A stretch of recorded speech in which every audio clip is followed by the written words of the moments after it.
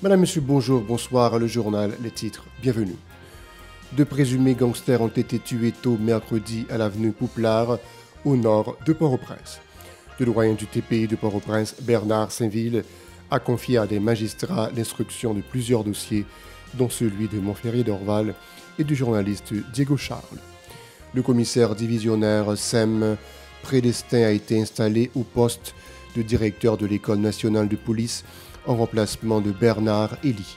Le gouvernement américain a décidé de renouveler le programme de statut de protection temporaire TPS pour les ressortissants de 6 pays, dont Haïti. Des employés de l'hôpital Saint-Antoine de Jérémie exigent le paiement de 2 mois d'arriérés de salaire. Ils ont paralysé mercredi presque tous les services au niveau de ce centre hospitalier. Les agents de santé communautaires sont traités en parents pauvres par les autorités sanitaires, dénonce l'Association nationale des agents de santé communautaires polyvalents. Restez avec nous pour le développement. Si vous jugez que cette vidéo est intéressante, n'hésitez pas à liker et partager la vidéo. Et surtout, n'oubliez pas de vous abonner à cette chaîne et activer la cloche de notification pour ne pas louper aucune de nos vidéos. De retour après la pause, le doyen du tribunal de première instance de Port-au-Prince, maître Bernard Saint-Ville, a désigné mardi plusieurs juges pour instruire certains dossiers confinés, dont les tiroirs depuis Belle-Lurette, ainsi que le dossier relatif à l'assassinat du bâtonnier de Port-au-Prince, Montferrier-Dorval, a été confié au juge Merlon Bélabre, qui instruit également l'affaire Diego Charles, ainsi que la plupart des dossiers de l'unité de lutte contre la corruption ULCC. On se le rappelle, Merlon Bélabre était le 4e juge qui instruisait l'enquête sur l'assassinat de Jovenel Moïse pour se déporter par la suite, alors que Martel Jean-Claude, qui s'est déporté de l'affaire Dorval, s'est vu confier l'instruction du dossier au sein du ministère des Affaires étrangères. Walter Wesser-Voltaire est en charge du dossier du ministère de l'Éducation nationale, tandis que Jean-Wilner Morin est appelé à instruire le dossier des fausses déclarations de patrimoine de l'ex-sénateur Nenel Kassi. Le département de la sécurité intérieure des États-Unis d'Amérique a avisé le Federal Register de la prolongation du programme de statut de protection temporaire TPS pour les ressortissants de 6 pays dont Haïti. Tous ceux qui ont été enregistrés au cours des 18 mois allant du 3 août 2021 au 3 février 2023 sont éligibles.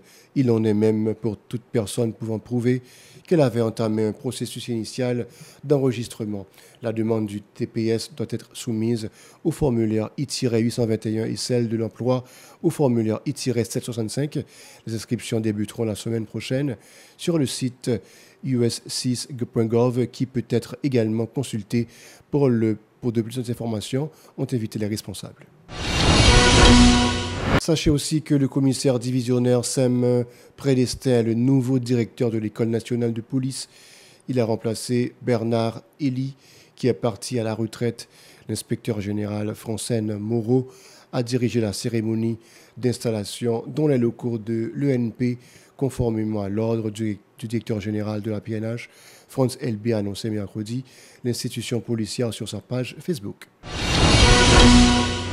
La journée mondiale de la couverture universelle en santé, CUS, a été commémorée le 12 décembre. À l'occasion, la structure appelée Développement des activités de santé en Haïti, DASH, a promis d'intensifier ses efforts en vue de faciliter l'accès aux soins de santé aux plus nécessiteux de la population. L'institution dessert la communauté depuis 38 ans.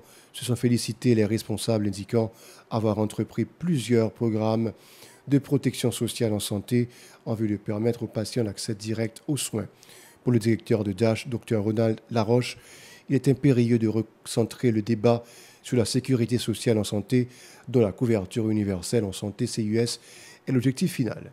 En cette semaine du 12 décembre, qui ramène la journée mondiale de la couverture universelle en santé, il est impératif que nous abordions ici un enjeu vital qui concerne tous les citoyens d'Haïti, celui de l'accès universel à la santé.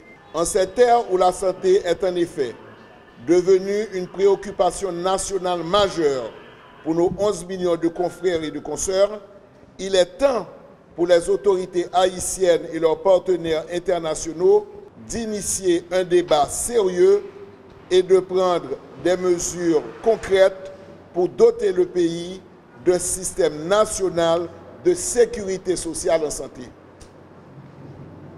La couverture universelle en santé est en effet pas un luxe, mais un droit fondamental que chaque individu devrait pouvoir exercer.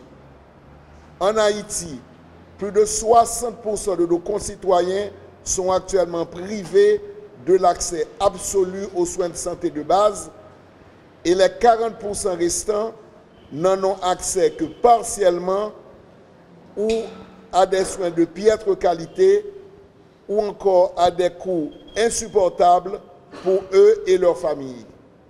Une situation qui ne peut perdurer. Or, il est de notre devoir en tant qu'Haïtien de garantir que chaque Haïtien puisse bénéficier de la santé nécessaire sans compromettre sa situation financière. Les responsables de l'Association nationale des agents de santé communautaires polyvalents dénoncent le fait d'être traités en parents pauvres en cette période de crise aiguë.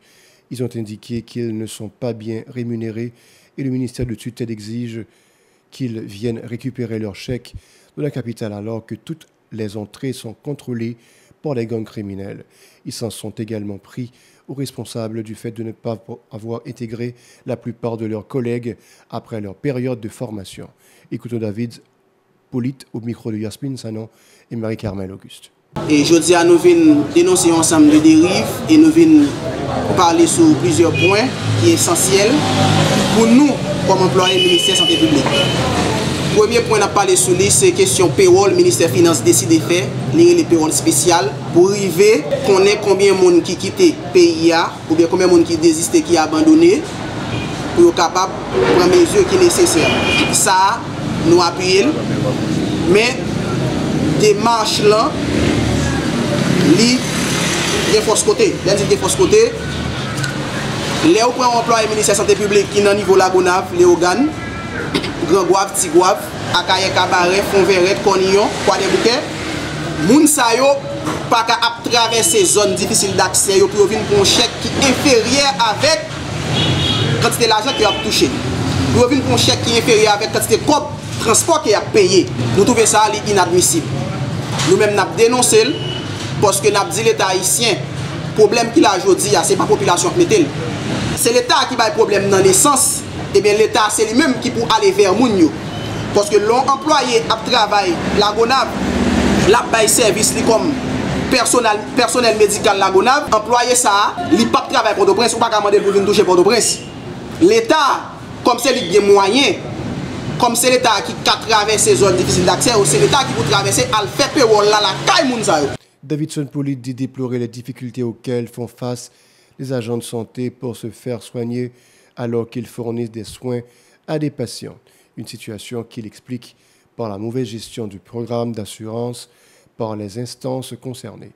Les prestataires affiliés à ce programme n'acceptent pas la carte d'assurance maladie en raison des contraintes liées au remboursement de ces frais. Le syndicaliste dénonce aussi la situation qui se développe à l'hôpital de l'Université d'État UHUH, communément appelé l'hôpital général, où les patients qui le fréquentent n'arrivent pas vraiment à se faire soigner. Suivez. L'autre qu'on a touché, c'est une carte d'assurance qui c'est un track que chaque mois, depuis l'employé a touché, par au FATMA sorti automatique. Mais quelle que soit l'institution santé ou alliance dans le pays, il ne doit pas recevoir carte ça parce que au FATMA, pas payé. Comment se fait-il? Pour une institution à prendre toute l'argent ça chaque mois sous des milliers d'employés et puis pour pas avoir un service pour lui. Ça c'est corruption, ça c'est vol.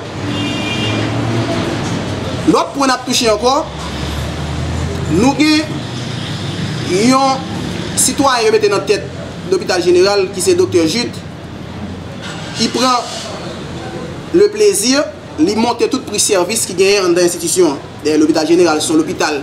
Je suis capable de dire l'hôpital national, l'hôpital général, comme si quel que soit côté à vivre dans le pays, l'hôpital général, c'est une côté qui a souhaité venir prendre soin, si toutefois il y a des matériels, des ressources humaines, il y a tout ça qui est nécessaire pour faire service, eh bien, si on forme en santé de l'hôpital général, pendant la porte de la cour pour cette monnaie 2 000 $ là-bas, 10 000 gouttes.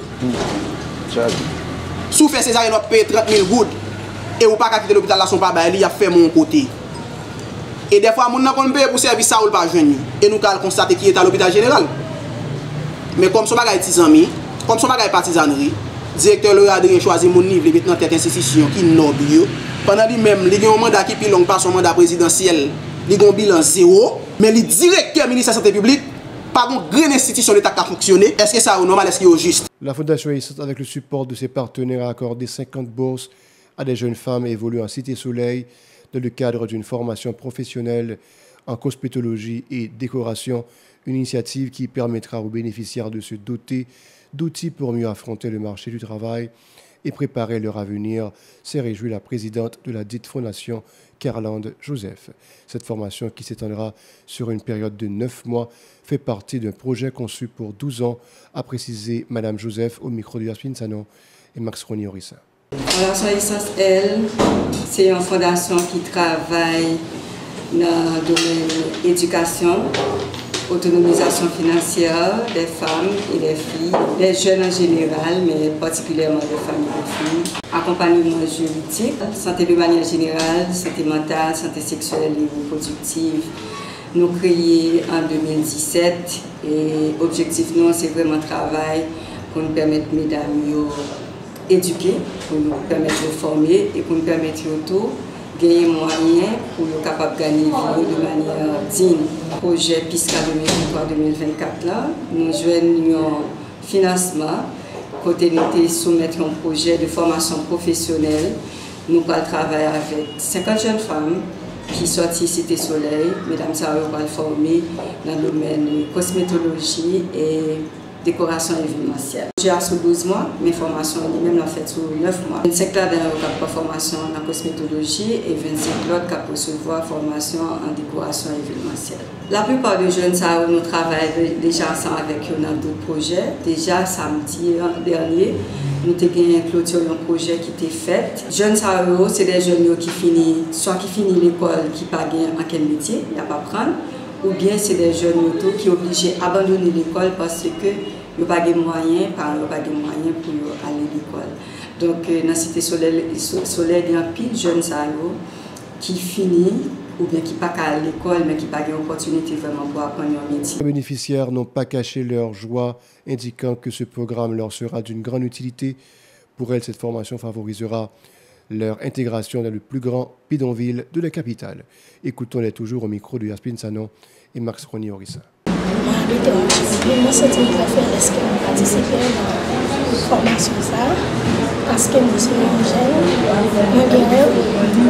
moi, c'est un jeune, mon objectif, même avoir le moyen d'apprendre que je suis capable d'apprendre. Ça que je apprends. Et ça que je apprends, je ne apprends pas ça pour tout les jeunes qui ont envie de connaître la moyen. Je suis content en pile parce que je participe pour faire la chose essentielle qui c'est cosmétologie. Avec un peu de fierté, je dis juste merci avec USAID, APADF, avec OEA, parce que non pas mes 50 jeunes, je me sens content et fier parce que je bénéficie. Jusqu'à dire merci parce que dans l'essentiel, nous venons pour nous apprendre et pour nous quitter. Je suis fière de nous. Donc, nous dit toujours été positif avec tête parce que moi-même, si j'arrive à entrer dans l'essentiel, m'apprendre cosmétologie, je fais de même avec Claude Jean Parejo, m'apprendre tout. Parce que je suis dans l'essentiel, je ne vais pas apprendre pour seul moi-même, je apprendre des choses pour m'aider l'autre jeune Parejo qui peut apprendre tout. Voilà, c'est la fin du journal. Restez avec nous pour la suite de la programmation.